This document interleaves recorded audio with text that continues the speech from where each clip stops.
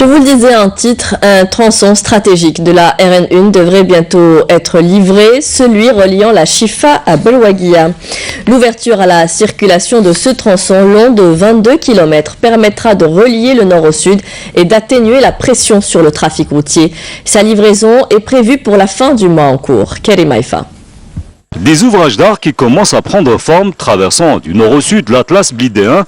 Nous sommes ici entre Chifa et Belwaguia sur un des viaducs de l'autoroute nord-sud, un tronçon autoroutier qui traverse les wilayas de Blida et Médéa sur 127 km.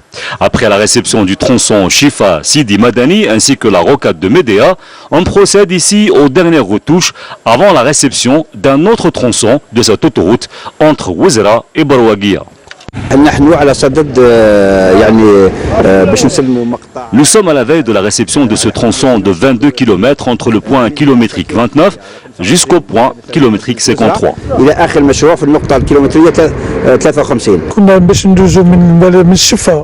Pour aller de Chifa à Hamdania, on mettait entre 1 heure et 2 heures. Avec cette autoroute, ce trajet se fera en à peine 25 minutes.